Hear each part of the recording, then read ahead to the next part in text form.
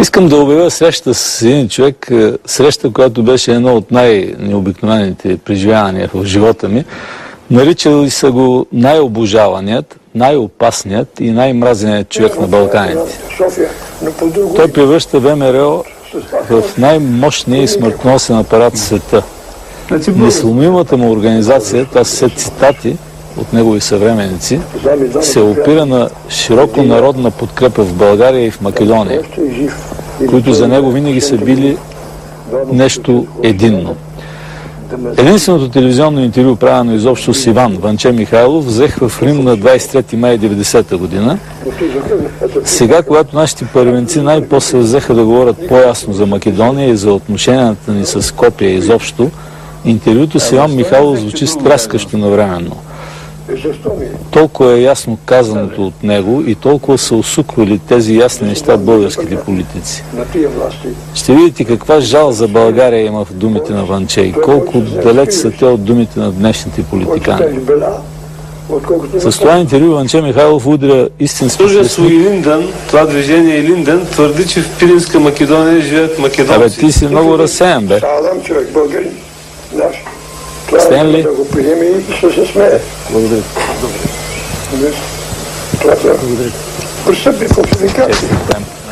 И цялата емиграция в България що е неко Варна живеят, неко Плевенско живеят, неко село Варненско.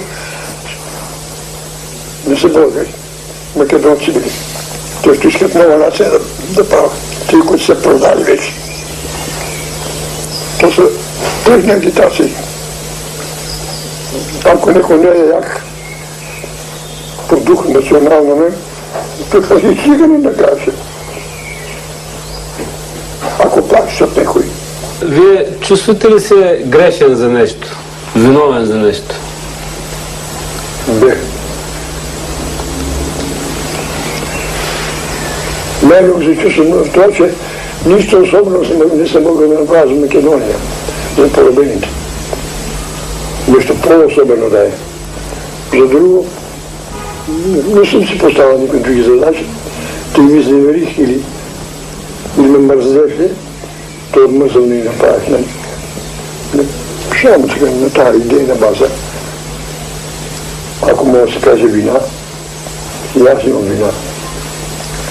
Всички, които не сме успели да осигурим на Македония българщината, и за вина. Чак до министрите в България, които водеха и войните, и политиката, и прочее. А доволен ли сте от живота си, от това, което постигнахте?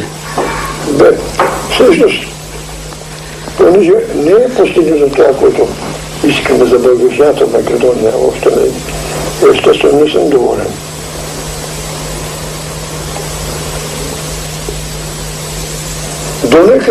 Донека доволен, ще се настоя нещо, че смятам, че донека съм се изпълнявал дълга. Не 100 на 100, понеже не зависят от мен всички обстоятелства. Ти да ги побеждаваш обстоятелствата, не са ти взела и ти ги използваш. Ами ти търсиш и ти ги побеждаваш. А ти обстоятелства са свързани с хора, с обстановки, с власти, с различни работи. Но що Македония, българщината, българското не царува, бих казал, че не ми се спича, като мисля по това. Ще толкова жертви в България. 3 войни години. И прочее, и прочее. И оттам дойдоха работи си. Не можех си сега в Скопие. Свободно е как си българи. Българщината от кое време е известна на това, на света. Турците, тиди в Хрита, в Цареград. Гледат ги тия господа, учени се правят от Скопия. Тук от там си, абе, къде ще си казва. Защо ви е страх да тук така в Цареград? Няма мръднете най-близко царикът, няма нужда много масра. Защото близо е. Бръкнете от тъжките музеи, библиотеки, архиви. На всяка кралска Македония българи. Българи.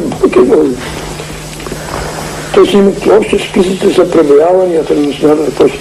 Това, което казаха, нефус, това е документ, като кръщено средство, ама то е едно свидетелство, че си гражданин. Турски, имате ли това и това? Документ. Листа карта, голям лист. Да. Всичките тези документи за всяко лице, всяко село, всеки си го има, всичкото е българ. Ето що държавите за учени, за архиви, за връзки. Его царя била се, разходете се, бръхнете в кутийските долап, техни библиотеки и гледайте за некое Костовско село, за некое Комарско село, всичко село, за градовете да говорим пък, нали? Всичко ще е писано и описано от данъчната система, нали, има да архивтали. Само българи. Но той, че на умния му идва да измисля. Македонска нация. Виж, той, че на умния е усетил такова нещо. Да. И той се това надива за царят. Защото кой отдел да бръхнат, нали? За Македония само българските на место. Да. Никога скопските кавички учени не стъпят в царят. Мъчно ли е за България? За България? Да. За България за мен няма разлика между България и Македония. Това за мен цялата е България.